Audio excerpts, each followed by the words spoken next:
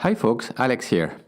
Most corporations are in the business of making money. But there are many ways in which they can take responsibility for their social and environmental impacts, and there is much to gain by doing so. This is often called corporate social responsibility. In this video, we're going to look at what we mean by corporate social responsibility, how good corporate citizens make a lot more profit, and we're going to look at 3 examples: IKEA, Starbucks, Patagonia, and see if we can figure out who's real and who's faking it. Okay, let's get drawing.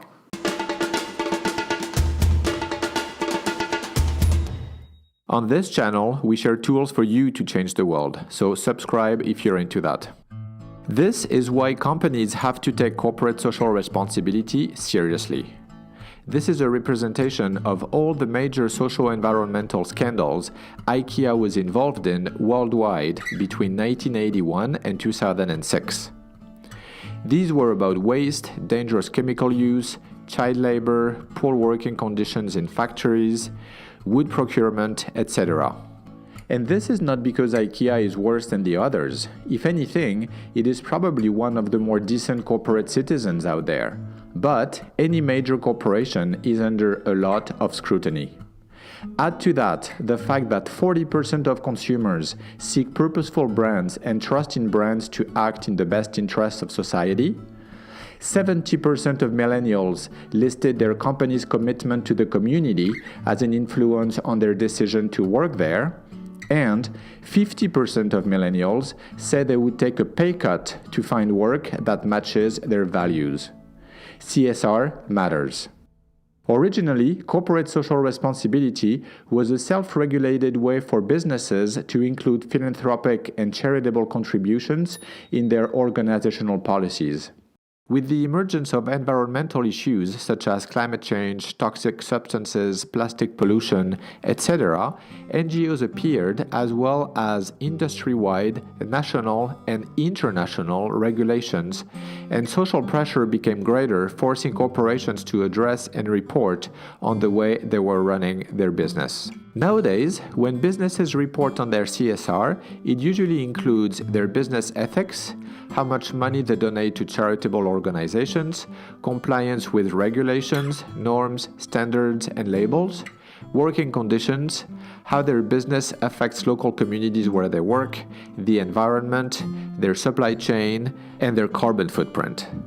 In other words, corporate social responsibility is about capturing opportunities and avoiding risks.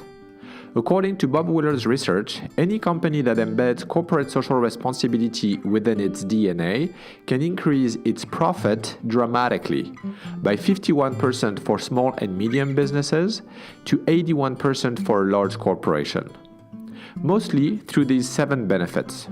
Increased revenue and market share due to better product and more customers, reduced energy and waste expenses, reduced materials expenses from dematerialization and substitution, see my video on circular economy for more details on this, increased productivity and reduced turnover because people like working for a company that does good in the world, and reduce risks on talent management, brand image, compliance to regulations, customer demand, etc.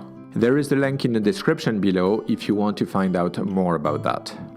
Essentially, corporate social responsibility is now another word for corporate sustainability, and it is just smart business. Let's look at a couple of examples of what companies do. When searching online for companies who were reputable for their CSR, I run into Starbucks many times. So let's have a quick look at what they are doing. On the social front, they claim that their coffee is 98.6% ethically sourced, meaning fair trade. There is no mention of organic. That they trained 200,000 farmers and invested in farmer loans and emergency relief funds. Now, Starbucks has to do this because the business of coffee growing is at risk altogether due to farmers worldwide not having the financial means to adapt to climate change and the fluctuating price of coffee. In 2019, before the pandemic, 2.8% of the drinks were served in reusable cups. As an order of magnitude, this left more than 3 billion disposable cups going to the landfill. And the disposable cups are made of 10% post-consumer fiber. I personally don't call that leading in sustainability. In a trash audit performed by Greenpeace in 2019, Starbucks also ranked as the third most polluting company in Canada, where I live. Another name that comes up often in the world of CSR is Patagonia. But in contrast, they acknowledge at the top of their sustainability webpage that everything they make has an impact on the planet. On the environmental side, 64% of their materials are made from recycled fibers. And since 1996, 100% of the cotton they grow for their clothes is grown organically. On the social side, 82% of their line is Fairtrade certified sewn, impacting more than 72,000 workers. They are also part of 1% for the Planet, providing support to environmental nonprofit organizations around the world. More importantly, Patagonia produces videos engaging their customers to buy less, demand more. As you can see, there can be a big gap between what two well-respected companies do when it comes to corporate social responsibility. Thousands of corporations have taken action to become a better corporate citizen because the risks of not doing it are too great and the benefits of doing it are huge. From Coca-Cola to Nike and even Exxon, they all want you to think that they are socio-environmentally responsible companies. But how do you figure out who is telling the truth? Well, to be honest, you have to educate yourself and use your own judgment to read between the lines of companies' slick marketing. For me, a good rule of thumb is to make sure that I look at both how companies make their profit. For example, what are the direct and indirect environmental impacts of their products and services? My video on the sustainability analysis of an iPhone can help, for example. And how do they treat their people and suppliers in the process? And secondly, how they spend their profit. Do they invest in their people, in sustainable innovation, or are they making their shareholders richer? As fellow YouTuber Our Changing Climate explained in a recent video, the money donated to charities can be misleading and doesn't tend to address the root causes of our sustainability challenges. Finally, tools and frameworks like the ones I presented in previous videos can also be helpful to make up your own mind in a rigorous way. There is also a private certification of social and environmental performance of for-profit companies called B Corp.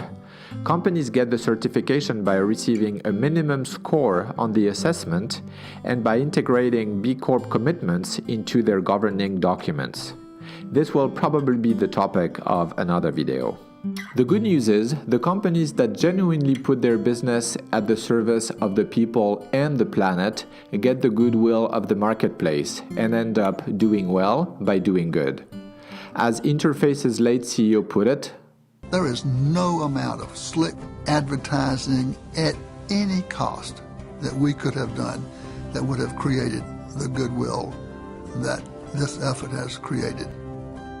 If you found this video useful and are wondering how you can help me make more, you can do this on Patreon. In a nutshell, you make a pledge that will apply to each new video I will post in the future, and you get perks like your name in the credits, access to my drawings, a character drawn after you in the next video, etc.